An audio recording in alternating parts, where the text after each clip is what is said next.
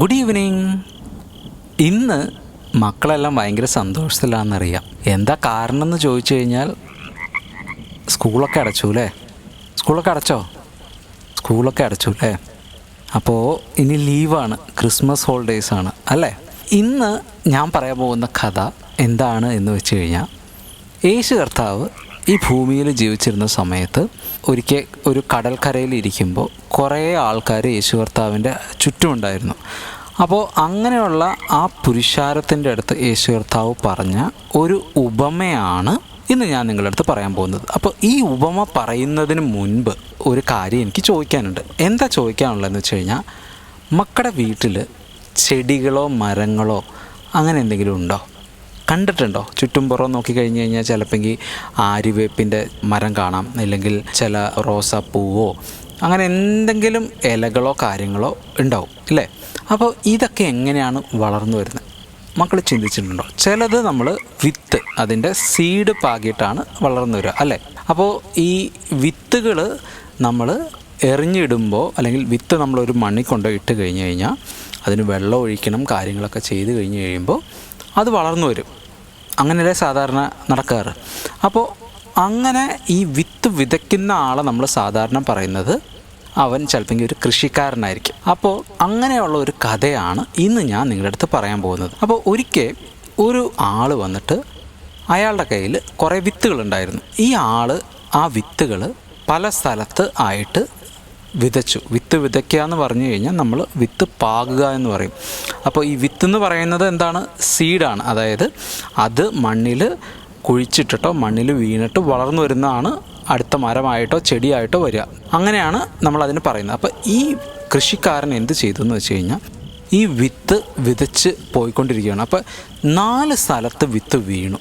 ഇയാൾ വിത്ത് എറിഞ്ഞു കഴിഞ്ഞപ്പോൾ, ഈ കൃഷിക്കാരൻ വിത്ത് എറിഞ്ഞപ്പോൾ എന്ത് സംഭവിച്ചു എന്ന് വെച്ച് കഴിഞ്ഞാൽ, ആദ്യമായിട്ട് എറിഞ്ഞ സ്ഥലം എവിടെയായിരുന്നു എന്ന് വെച്ച് കഴിഞ്ഞാൽ വഴിയരികിലാണ് എറിഞ്ഞത്. അതായത് വഴിയരികെന്ന് പറഞ്ഞു കഴിഞ്ഞു കഴിഞ്ഞാൽ റോഡിൻ്റെ സൈഡ്, അങ്ങനെയുള്ള രീതിക്കുള്ള ഒരു സ്ഥലം, വഴിയുടെ അരികിലുള്ള ഒരു സ്ഥലത്താണ് ഇയാൾ വിത്ത് എറിഞ്ഞത്, അതായത് ഈ സീഡ് എറിഞ്ഞത്. അങ്ങനെ സീഡ് എറിഞ്ഞു.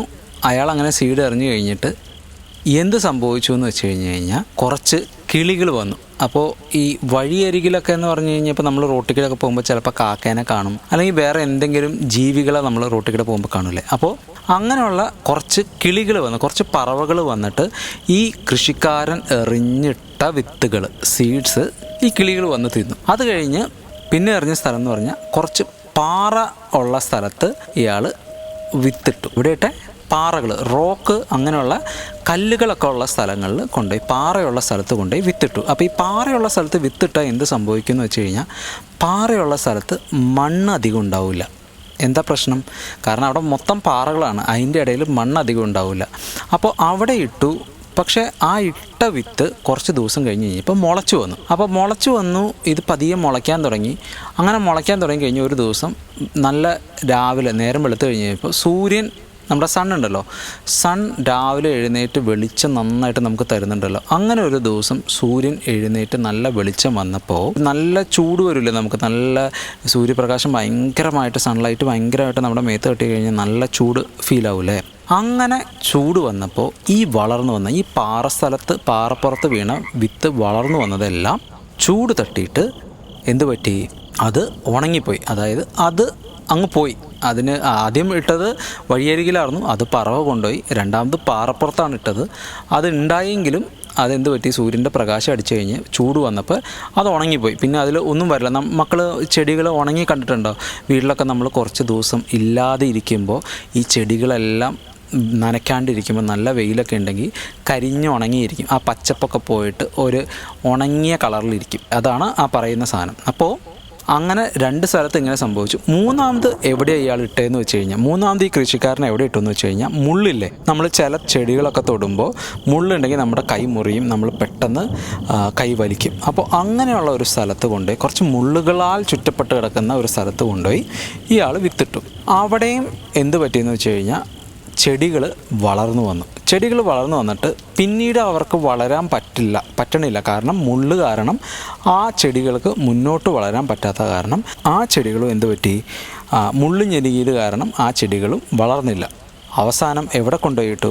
വേറൊരു നല്ല നിലത്ത്, നല്ല ഒരു സ്ഥലത്ത്, നല്ല കൃഷിക്ക് പറ്റുന്ന രീതിയിലുള്ള ഒരു സ്ഥലത്ത്, നല്ല ഫലഭൂയിഷ്ടമായിട്ടുള്ള, നല്ല പെട്ടെന്ന് കാര്യങ്ങളെല്ലാം വളരുന്ന നല്ല ഒരു മണ്ണിൽ കൊണ്ടുപോയി വിത്ത് വിതച്ചു. ആ വിത്ത് എന്ത് പറ്റിയെന്ന് വെച്ച് കഴിഞ്ഞാൽ പെട്ടെന്ന് വളർന്നിട്ട് ഒത്തിരി ഫലം അതിൽ നിന്നുണ്ടായി. അത് പെട്ടെന്ന് വളർന്നു. ആ നല്ല നിലത്ത് വീണത് 100, 60, 30 ഇരട്ടിയായിട്ട് അത് വളരാൻ തുടങ്ങി. ഇത്തിരി വിത്ത് ഇട്ടു, ആ വിത്തിൽ ഒത്തിരി സാധനങ്ങൾ അവിടെ വളർന്നു. അപ്പോൾ ഈ 4 സ്ഥലത്ത് കൃഷിക്കാരൻ ഇട്ടു. എവിടെയൊക്കെ ഇട്ടെ 4 സ്ഥലത്തിട്ടതെന്ന് പറഞ്ഞില്ലേ? 4 സ്ഥലത്തിട്ടത്, ഒന്നാമതിട്ടത് വഴിയരികിലായിരുന്നു. അതിനെന്താ സംഭവിച്ചേ? പറവകൾ വന്ന് കൊത്തി തിന്നിട്ട് പോയി.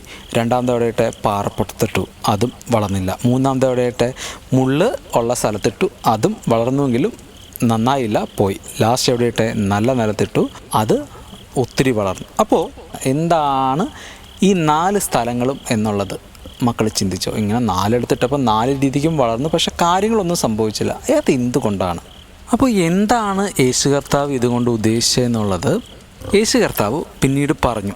ഈ ജനത്തിന് ഇത് മനസ്സിലായില്ല, അല്ലെങ്കിൽ കൂടെയുള്ളവർക്ക് ഇത്തിരി കൂടെ ഈസി ആയിട്ട് മനസ്സിലാക്കാൻ വേണ്ടി യേശു കർത്താവ് ഈ കൃഷിക്കാരൻ്റെ, ഈ വിതയ്ക്കുന്നവൻ്റെ ഉപമയ്ക്ക് 4 രീതിയിലുള്ള കാര്യങ്ങളാണ് പറഞ്ഞത്. അതിന് മനസ്സിലാക്കണമെങ്കിൽ നമ്മൾ ഞായറാഴ്ച ദിവസം ആരാധനയ്ക്ക് പോകാറുണ്ട്. ഞായറാഴ്ച ദിവസം ആരാധനയ്ക്ക് പോകുന്നുണ്ടാവും. ഇല്ലെങ്കിൽ മറ്റ് ദിവസങ്ങളിൽ നമ്മൾ സഭയുടെ കൂടിവരവുകൾക്കോ വീട്ടിലുള്ള മീറ്റിങ്ങുകൾക്കോ ഒക്കെ നമ്മൾ പോകാറുണ്ട്. അപ്പോൾ അങ്ങനെ പോകുമ്പോൾ അവിടെ നമ്മൾ ഒരു കാര്യം കേൾക്കും. എന്താണ് കേൾക്കുക? ദൈവവചനം നമ്മൾ കേൾക്കാറുണ്ട്. ദൈവവചനം എന്ന് പറഞ്ഞാൽ ബൈബിളിൽ നിന്നുള്ള വചനങ്ങൾ നമ്മൾ കേൾക്കും. ഈ വചനം കേൾക്കുന്നത് പല രീതിയിലാണ് ഓരോ മനുഷ്യരിലോട്ടും എത്തുന്നത്. അതായത് ഇപ്പം ഞാൻ ഈ കഥ പറഞ്ഞു തരുമ്പോൾ ആ കഥ പോലും കേൾക്കുന്ന നിങ്ങൾക്ക് മനസ്സിലാവുന്നത് പല രീതിയിലാണ്. നമ്മുടെ ബുദ്ധിയും മനസ്സും എല്ലാം ആ രീതിയിലാണ് ഇരിക്കുന്നത്.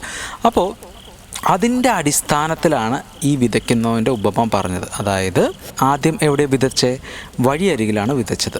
വഴിയരികിൽ വിതച്ചത് എന്താണ് പറഞ്ഞത് എന്ന് വെച്ച് കഴിഞ്ഞാൽ, നമ്മൾ ഞായറാഴ്ച ദിവസം, ഞാനതൊരു ഉദാഹരണമായിട്ടാണ് പറയുന്നത്, ഞായറാഴ്ച ദിവസം നമ്മൾ മീറ്റിങ്ങിന് പോകുന്നു. മീറ്റിങ്ങിന് പോയി അവിടെ ദൈവവചനം കേൾക്കുമ്പോൾ ആ വചനം നമ്മൾ കേട്ടു. നമ്മളവിടെ ഉണ്ടോ എന്ന് ചോദിച്ചാൽ നമ്മളവിടെ ഉണ്ട്, നമ്മളത് കേട്ടു. പക്ഷേ അവിടെ പറഞ്ഞ കാര്യം എന്താണ് എന്നുള്ളത് നമ്മൾ കേട്ടുവെങ്കിലും നമുക്ക് മനസ്സിലായിട്ടില്ല. അങ്ങനെയുള്ള കുറേ ആൾക്കാരുണ്ട്.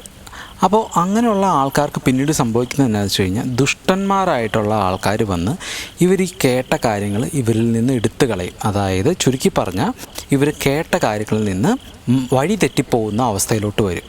അതാണ് എന്ത് പറയണത്? പറവകൾ വന്ന് കൊത്തി തിന്നു എന്ന് പറഞ്ഞു. പറവകൾ വന്നിട്ട് ഈ വഴിയരികിൽ വീണ വിത്തുകൾ കൊത്തി തിന്നു എന്ന് പറഞ്ഞത് ദുഷ്ടന്മാരായിട്ട് തെറ്റ് ചെയ്യുന്ന ആൾക്കാർ വന്ന് ഇവരെ അതിൽ നിന്ന് മാറ്റിക്കളയുകയാണ്, അല്ലെങ്കിൽ അവരിൽ നിന്ന് ഓടിച്ചു കളയുന്ന രീതിയിലാണ് ആ പറഞ്ഞിരിക്കുന്ന കാര്യം. പിന്നെ രണ്ടാമത് പറഞ്ഞത് പാറയുടെ പുറത്ത് ഇട്ട വിത്ത്. അതെന്താണ് പറഞ്ഞതെന്ന് വെച്ച് കഴിഞ്ഞ് കഴിഞ്ഞാൽ, ഈ വചനം കേൾക്കാൻ വന്നവർ തന്നെയാണ് ഇവരും വചനം കേൾക്കും. പക്ഷെ വചനം കേൾക്കുമ്പോൾ ഇവർക്ക് ഭയങ്കര സന്തോഷമാണ്. നല്ല സന്തോഷത്തോടെ അവർ ആ വചനം കേൾക്കും. എന്ത് കുഴപ്പമെന്ന് വെച്ച് കഴിഞ്ഞാൽ, എന്തെങ്കിലും ബുദ്ധിമുട്ടുകളോ പ്രയാസങ്ങളോ ഈ വചനം കേട്ട് ഇവരുടെ ജീവിതത്തിൽ വരുമ്പോൾ ഇവർ തളർന്നു പോകും. ഇവർ ആ വചനത്തിനനുസരിച്ച് ജീവിക്കില്ല. ഇവർ തളർന്നു പോയിട്ട് എന്ത് പറ്റുമെന്ന് വെച്ച് കഴിഞ്ഞാൽ, ഇവർ ഇതിൽ നിന്നേ മാറി വേറെ കാര്യങ്ങൾ ചെയ്യുന്ന അവസ്ഥയിലോട്ട് പോകും. അവർ പെട്ടെന്ന് തെറ്റിപ്പോവും. അതാണ് ഈ പാറപ്പുറത്ത്. കാരണം ആ പാറപ്പുറത്ത് മണ്ണില്ല, അതുകൊണ്ട് ഇവർ പെട്ടെന്ന് തെറ്റിപ്പോവും. അപ്പോൾ ആദ്യത്തെ സ്ഥലം വഴിയരികിൽ, രണ്ടാമത്തെ സ്ഥലം പാറപ്പുറത്ത്, മൂന്നാമത് നമ്മൾ പറഞ്ഞ സ്ഥലം എവിടെയാണ്? മുള്ളുകളുള്ള ഒരു സ്ഥലത്താണ് ആ വിത്ത് വീണത്. അപ്പോൾ ഈ മുള്ളുകളുള്ള സ്ഥലത്ത് എന്ത് സംഭവിക്കുന്നു വെച്ച് കഴിഞ്ഞാൽ, ഇവർ കേൾക്കുന്ന വചനം എല്ലാം ഇവർ കൈക്കൊള്ളും. ഇവർ കൈക്കൊണ്ട് കാര്യങ്ങളൊക്കെ എടുക്കും. പക്ഷേ എന്താ പ്രശ്നം എന്ന് വെച്ച് കഴിഞ്ഞാൽ, ഈ ലോകത്തിൽ അവർ ജീവിക്കുമ്പോൾ അവർക്ക് വേറെ കുറച്ച് കാര്യങ്ങളോട് ആഗ്രഹങ്ങളുണ്ടാവും. എന്തൊക്കെയായിരിക്കും ആഗ്രഹങ്ങൾ? അവർക്ക് കുറച്ച് പണം ഉണ്ടാക്കണം, വീട് വാങ്ങണം, പല കാര്യങ്ങൾ. അത് ഓരോരുത്തർക്കും ഓരോ രീതിയായിരിക്കും. ഈ ലോകത്തിൻ്റേതായിട്ടുള്ള ചിന്തകളും അതിൻ്റെ കാര്യങ്ങളൊക്കെ വരുമ്പോൾ ഈ വചനം കേട്ടത് ഇവർ വിട്ടുമാറിയിട്ട് എന്ത് സംഭവിക്കുമെന്ന് വെച്ച് കഴിഞ്ഞാൽ, ലോകത്തിൻ്റെ പുറകിൽ ഇവർ പോകും. അതുകൊണ്ടാണ് അവിടെയും ആ ചെടികൾ വളർന്നില്ല എന്നാണ്, ആ വിത്ത് കൊണ്ട് ഒരു പ്രയോജനം ഉണ്ടായില്ല എന്നുള്ളതാണ് നമ്മൾ കഥയിൽ കണ്ടത്, അല്ലേ? അതേപോലെ തന്നെ ഏറ്റവും ലാസ്റ്റ് പറയുന്ന കാര്യം, നല്ല നിലത്ത് വിതച്ചതിന് എന്ത് പറ്റിയെന്ന് വെച്ച് കഴിഞ്ഞാൽ, അത് ഒത്തിരിയായിട്ട് വളർന്നു. ആ വിത്ത് വീണ സ്ഥലങ്ങളിലെല്ലാം അത് ഒത്തിരി വളർന്നു, നല്ല നിലത്ത്. അപ്പോൾ ഒരു വചനം കേട്ടിട്ട്, ദൈവവചനം കേട്ടിട്ട് അത് മനസ്സിലാക്കി അത് പ്രായോഗികമാക്കുന്ന, അത് പ്രവൃത്തിയിൽ കൊണ്ടുപോകുന്ന ആളുകളെ, അങ്ങനെയുള്ളവരെയാണ് ഇത് പറയുന്നത്. എന്ത് പറയുന്നത്? നല്ല നിലത്ത് വീണത് ഒത്തിരിയായിട്ട് വളർന്നു. നമ്മൾ 4 രീതിയിൽ പറഞ്ഞു. 4 സ്ഥലത്തും എന്താണ്? വചനം തന്നെയാണ് വിതയ്ക്കപ്പെട്ടത്. പക്ഷെ ആ വചനം വിതയ്ക്കപ്പെട്ടിട്ട് 4 രീതിയിലുള്ള ആൾക്കാർ. ഒരാൾ വന്ന് അതെന്താണെന്നേ മനസ്സിലായില്ല, അത് അവനെ, ആ വചനം കൊണ്ട് അവനൊരു ഉപയോഗം ഉണ്ടായില്ല. രണ്ടാമത്തെ ആൾ വന്ന് സന്തോഷത്തോടെ വചനം എടുത്തു, പക്ഷേ അവൻ്റെ ജീവിതത്തിൽ ബുദ്ധിമുട്ടുകൾ വന്നപ്പോൾ അവൻ വചനത്തിൽ നിന്ന് മാറിപ്പോയി. മൂന്നാമത്തെ ആൾ എന്താ ചെയ്തത്? ആ മുള്ളുകളുടെ ഇടയിൽ ആ വിത്ത് വീണതാണ് മൂന്നാമത്തെ ആളുടെ ഇത് നമ്മൾ പറയുന്നത്. അവിടെ ചെയ്തത് എന്താണെന്ന് വെച്ച് കഴിഞ്ഞ് കഴിഞ്ഞാൽ, അയാൾ ഈ വന്ന വിത്ത്, ഈ കിട്ടിയ വിത്ത് അയാൾ എന്ത് ചെയ്തു എന്ന് വെച്ച് കഴിഞ്ഞാൽ, അതൊക്കെ സന്തോഷത്തോടെ എടുത്തു. എങ്കിലും എന്ത് പറ്റി? ലോകത്തിലുള്ള മറ്റു കാര്യങ്ങൾ കണ്ടപ്പോൾ, ഈ സാധനത്തിൻ്റെ, ഈ ലോകത്തിൻ്റെ ചിന്തകളും കാര്യങ്ങളും വന്നപ്പോൾ അയാൾ അത് വിട്ടുപോയി. ഏറ്റവും ലാസ്റ്റ് പറഞ്ഞ ആരാണ്? നല്ല നിലത്ത് വീണത് നന്നായി വളർന്നു. അപ്പോൾ ഈ നല്ല നിലത്ത് വീണത് എങ്ങനെയാണ് നന്നായി വളർന്നേ? അവർ കേട്ട വചനം ശരിക്കും ശ്രദ്ധിച്ചു, ഒപ്പം അത് മനസ്സിലാക്കി അതിനനുസരിച്ച് അവർ ജീവിച്ചു, പ്രവർത്തിച്ചു. അപ്പോൾ നമ്മൾ ഡെയിലി ഒത്തിരി കഥകൾ കേൾക്കുന്നുണ്ട്, ഒത്തിരി വചനം കേൾക്കുന്നുണ്ട്. ഇന്നത്തെ കാലത്ത് നമുക്ക് വചനം കേൾക്കുന്നതിന് ഒരു ബുദ്ധിമുട്ടുമില്ല. ദൈവവചനം ഇഷ്ടം പോലെ കേൾക്കാനുള്ള അവസരങ്ങൾ നമുക്കിന്നുണ്ട്. ഇതിൽ നമ്മൾ കേൾക്കുന്ന വചനം എല്ലാം നമ്മുടെ ജീവിതത്തിൽ 100 മേനിയായിട്ട് വളരുന്നുണ്ടോ? അതോ നമ്മൾ എങ്ങനെയിരിക്കുന്നത്? കേട്ടു, അത് വിട്ടു, അങ്ങനെയാണോ ഇരിക്കുന്നത്? മുള്ളുള്ള സ്ഥലത്ത് വീണ രീതിക്കാണോ, അതോ വഴിയരികിൽ വിതച്ച രീതിയിലാണോ, അതോ പാറപ്പുറത്ത് വിതച്ച രീതിയിലാണോ, അതോ നല്ല നിലത്ത് വിതച്ച രീതിയിലാണോ നമ്മുടെ ജീവിതത്തിൽ വചനം നമ്മൾ കേൾക്കുന്നത്? ഇത്രയും കാലം മക്കൾ എങ്ങനെ കേട്ടോ അത് കുഴപ്പമില്ല. പക്ഷേ ഇനി മുതൽ മക്കൾ വചനം കേൾക്കുമ്പോൾ, ദൈവവചനം ജീവിതത്തിൽ കേൾക്കുമ്പോൾ, ഏത് സാഹചര്യത്തിലായിരുന്നാലും നിങ്ങളത് എന്താണ് പറയുന്നത് എന്ന് മനസ്സിലാക്കി അത് അനുസരിച്ച് മക്കൾ ജീവിക്കണം. അതാണ് ഈ ഉപമയിലൂടെ യേശു കർത്താവ് പറഞ്ഞത്. അതാണ് ഇന്നത്തെ കഥ. സോ കഥ ഇഷ്ടമായെന്ന് പ്രതീക്ഷിക്കുന്നു. അടുത്ത കഥയായിട്ട് വീണ്ടും വരാം. ലീവൊക്കെ നന്നായിട്ട് എൻജോയ് ചെയ്യുക, കളിക്കുക, ഓടിക്കളിക്കുക, കാര്യങ്ങളൊക്കെ ചെയ്യുക. So bye, good night, sweet dreams.